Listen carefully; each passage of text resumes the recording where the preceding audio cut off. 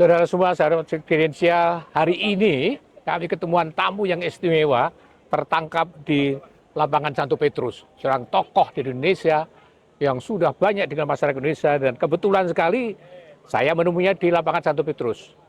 Gus Ulil. Gus, apa kabar Gus? Baik-baik Pak Jebus. Waduh, ini Waduh, senang sekali ini saya. nggak sengaja kita ketemu Nggak di sini ya. sengaja ketemu di sini. Waduh. Saya nggak tahu kalau jenengan jadi dubes di sini. Kalau tahu dari kemarin saya telepon itu. Ya, dalam rangka apa ke sini nih? Ya, saya di sini dalam rangka sebenarnya ada acara di Belanda. Oke. Kemudian mampir di sini karena saya ini pecinta tenis. Oh. Jadi ada turnamen tenis penting pada bulan Mei namanya Italia Open. Ya. Yang berlangsung di Roma ini. Jadi dari Belanda terus ke sini. Ke sini, nanti balik lagi ke Belanda. Oh, hebat, hebat. Main tenis ya. Gus, ini cerita kan sudah dengar kalau Paus punya rencana untuk ke Indonesia kan? Betul, ya. Saya dengar sekali. Bulan September ya? September, betul. Ya, apa yang pertama kali ada dalam benak Gus?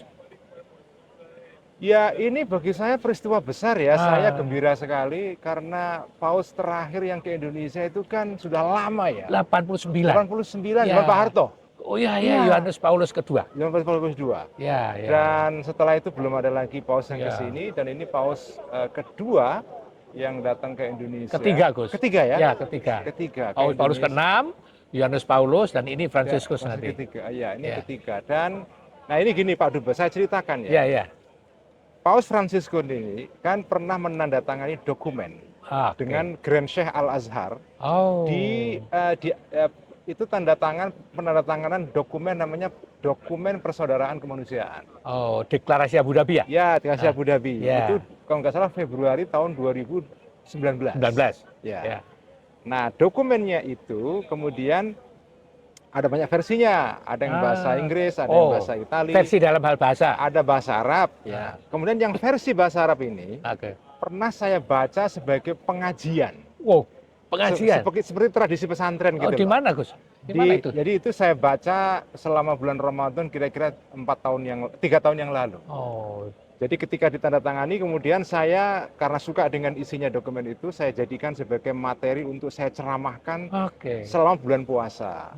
Nah kemudian tahun ini, ya 2024 ada penghargaan dari Abu Dhabi.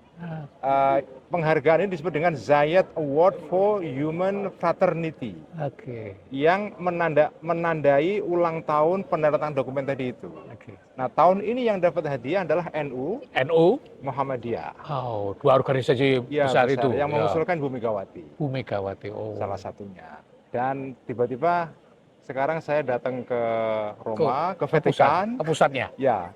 Jadi dan saya dengar ada rencana Paus mau datang ke Indonesia, tahun ini saya senang sekali. Oh ya, memang itu adalah sudah memahami deklarasi Abu Dhabi. Betul. Dan kemudian belajar soal hubungan partai ini, persaudaraan tadi itu, dan karena itu kunjungannya sebagai sampean ini sungguh-sungguh. Ini bagi saya kunjungan yang sangat bersejarah dan penting sekali. Lalu apa artinya Gus bagi sampean?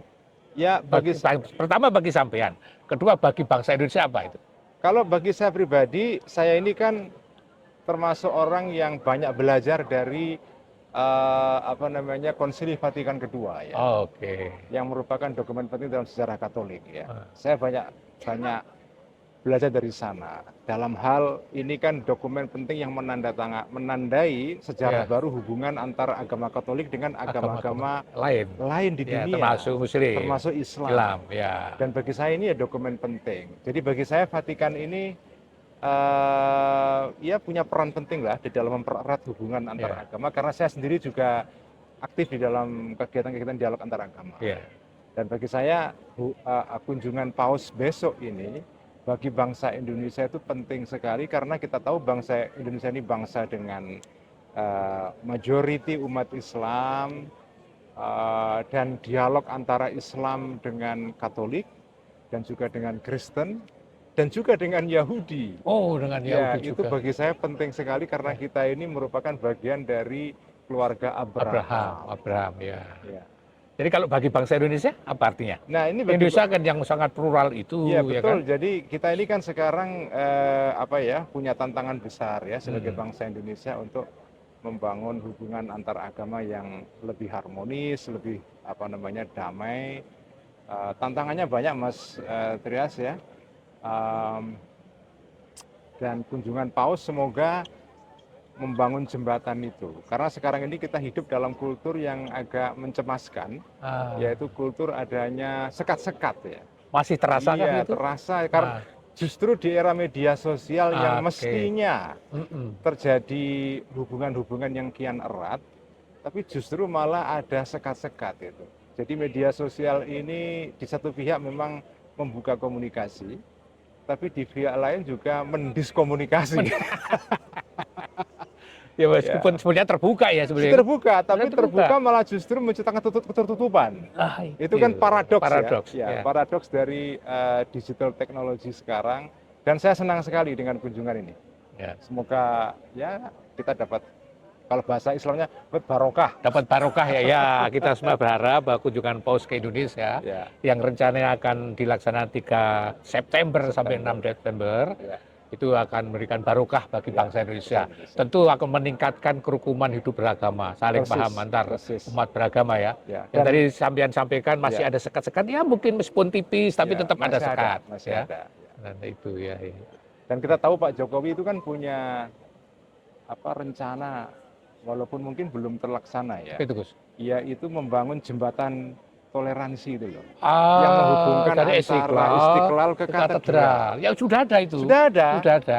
Nah, kalau misalnya nanti Paus ke Jakarta, kemudian diresmikan itu, tunnel itu terowongan toleransi itu bagi saya bagus loh.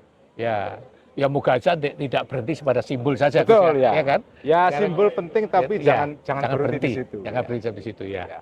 Ya, itu. Terima kasih banyak Gus. Terima kasih ini pertemuan Pak Dubes. Yang terima kasih Pak Dubes. Sangat anugerah besar ya saya ketemu sampean di sini ya. Moga-moga harapan kita menjadi kenyataan nanti ya. Kunjungan Paus makin mengeratkan hubungan antar umat beragama. Ya antara sampean sama saya. Amin. Ya kan. Sekali lagi terima kasih banyak Gus. Sahabat semua, saudara-saudara sekalian, inilah obrolan kami yang sangat pendek dan singkat dengan Gus Ulil, ya, yang seorang tokoh NU, Nahdlatul Ulama, yang beberapa waktu lalu menerima atas nama NU menerima Said Award di Abu Dhabi, yang bersama NU dan Muhammadiyah mendapatkan Said Award di Abu Dhabi. Gus, ingin saya tanya satu hal lagi Gus, apa kesan Gus Ulil ketika berdiri di lapangan Santo Petrus ini? Terus terang Pak Dubes ya, ketika kemarin pertama kali saya datang ke sini, pas pagi karena saya punya kegiatan rutin kalau pagi itu JJS, jalan-jalan sehat. Saya juga tiap pagi. Itu tanda tua itu. Oh iya, tanda tua ya. Tanda tua supaya sehat. Kita JJS dan itu saya lakukan dimanapun. Saya bepergian juga JJS. Jadi kemarin pagi jalan di sini? Saya pagi-pagi habis subuh saya datang ke sini. Malah subuh sepi dong? Ya sudah ramai sih. Sudah agak banyak orang lah ya. Dan saya betul-betul tergetar sekali ya. Karena ini tempat yang lama ingin saya kunjungi. Jadi ini kali yang pertama? Hari pertama kali. Dan saya berdiri di lapangan Santo Petrus ini, melihat basilika di sana, ya ampun, luar biasa. Bagi saya Pak Dubes ya, tempat suci itu, apapun agamanya, saya merasakan kesucian yang menyentuh hati saya. Karena bagi saya tempat suci ya suci. Agama apapun. Ya agama apapun. Ya suci, nggak ada perdebatan di situ. Dan saya menghormatinya. Betul. Saya datang ke sini dengan takzim, dengan rasa hormat dan syukur. Ya. Gus, nanti sampean akan lihat ketika masuk ke Basilika sana, ya bagaimana nanti mungkin akan berkembang lagi kesan dan rasanya itu. Semoga Pak Dubes. Semoga. Sekali lagi terima kasih banyak. Terima kasih. Ya, terima kasih banyak. Terima kasih atas perhatiannya. Salam.